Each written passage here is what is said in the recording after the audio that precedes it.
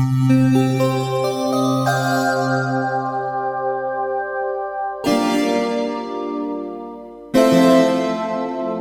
back to another video. This video I'm on the Opsix and we're looking at filter FM, filter modulation.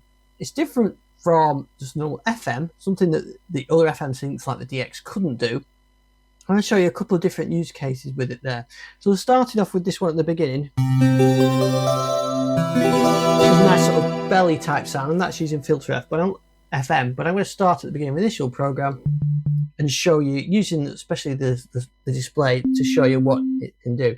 So the difference between filter FM and FM. So we're in FM mode now. You can hear a sine wave and we can modulate that with a sine wave and get our DX type sounds. The difference with filter FM is the filter, and you think of this like a subtractive synthesis, you've got the sine wave going through a filter. So first I'm actually going to switch to a Sawtooth because it's got a bit more harmonics on it, it's a bit easier to demonstrate. So there's a Sawtooth. What we can do is passing through a filter, there's our filter cutoff, and we've got different filter modes, bandpass, high pass, the MS-20 models and so on. We'll stick with the basic for now, and we've got resonance. And if we go to the MS-20 one, you can hear more of that.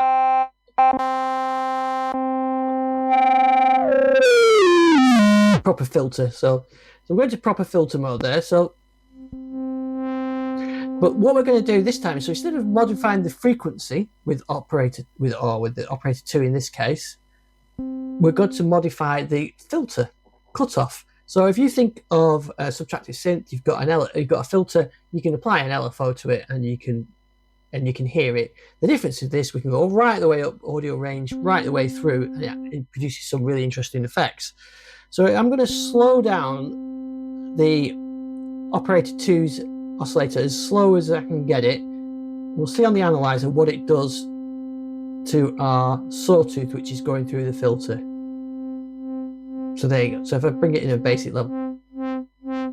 Now, so if you've ever put a filter, an LFO on a filter, that's exactly what you hear. So that's what you expect to hear.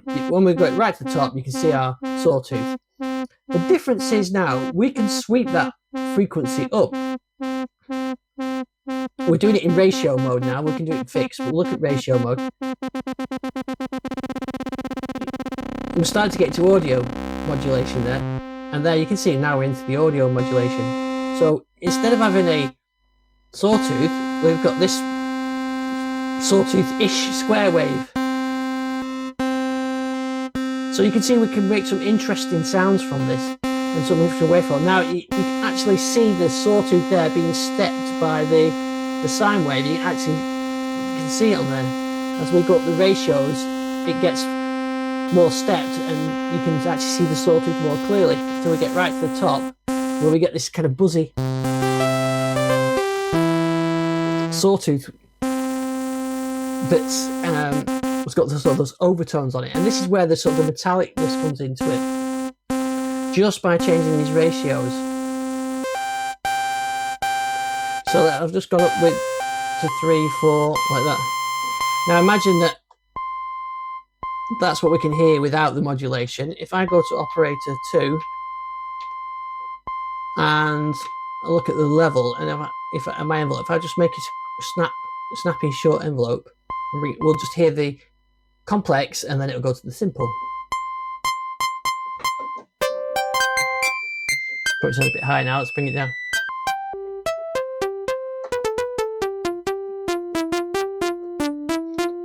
So it's got that kind of metallic percussive sound to it, and then we'll go back to the Sawtooth.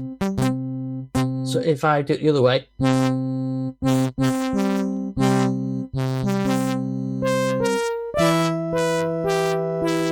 but it does, I think it sounds better with the metallic hit like that. So you can make it more subtle, almost guitar-like, isn't it? So that's one way of using it. The other way of using it is actually it creates a sort of resonance type effect. So let me open the In fact, I'm going to switch the envelope round to sort of that fade in, fade out. If we bring our ratios down a bit,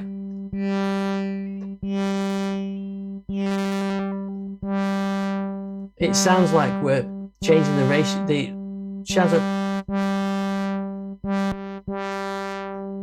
It sounds like we're changing filter cutoff and resonance, but actually it's going incredibly fast. So it's not actually like an envelope, a filter envelope. It's actually something different. So that to me sounds like a cross between an FM trumpet type sawtooth and a sort of subtractive synthesis type one. So you've got those, that effect like that. So there's a lot you can do with that. And of course you don't have to modify it with a sine wave. You can modify it with another wave. Let's have a listen to what effect that would have. I'll put it onto a sawtooth. So you see more harmonics in there. That's a square. We could even try putting the noise on it. So you can hear the sawtooth, but you can hear the noise over the top of it.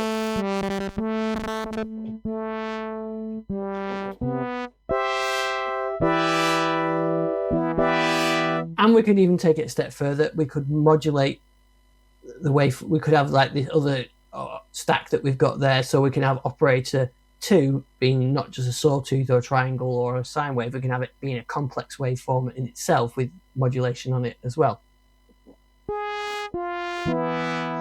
So before I made some bell sounds. So let's have a look how I did that one.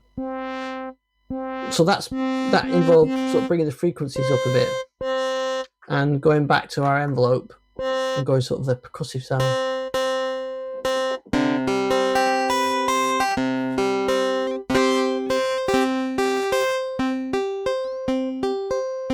So we get into more belly type ones, and I think actually going back to change it to a square wave would give us a more bell-like tone.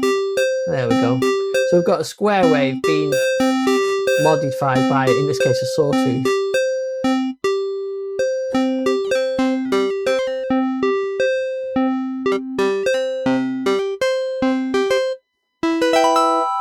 So that's kind of a to those sort of bell-like tones. The other thing we can do as well is we can have the modulator, operator 2, work in fixed mode and not in ratio. So currently in ratio, so it does the key scaling. We change it to fixed, it will be a standard.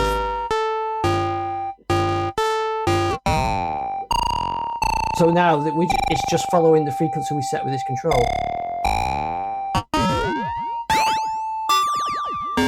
So we can still hear that waveform underneath. And the more we reduce that, the more we can hear it.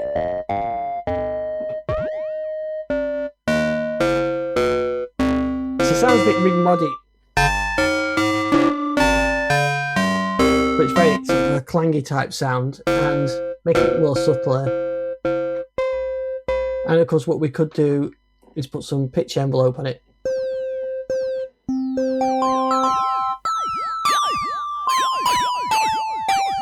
So you're getting the kind of overtones things you hear from FM, but you're still hearing the carriers or waveform as well, so it gives you sort of more tone to it. What I did on the preset that I created, this filter mod sound, I did the exact same technique we just used there. I'm just going to switch these all off, so apart from the one pair. So you can hear some envelope on that. If you look at the envelope, you can see it's using the technique we used before. But then what I've done with these other stacks, these other 2 stacks, is I've set this exactly the same envelope shape, but an octave above, well, using the course up to 2. And then for this last stack, I've gone for a harder attack and a more percussive envelope. So you can have it like that. So you can hear those overtones.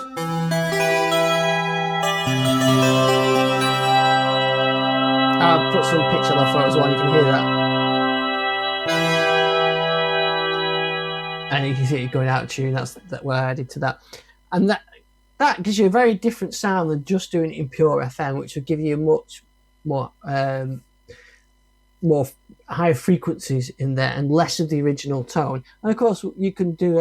I have passed that through the filter and applied a bit of cutoff as well, so you can tailor that with the whole filter at the end of it. So hopefully that answers the questions about what's filter modulation, FM filter modulation, as opposed to just a filter, which you can modulate using the traditional envelopes and LFOs and everything else.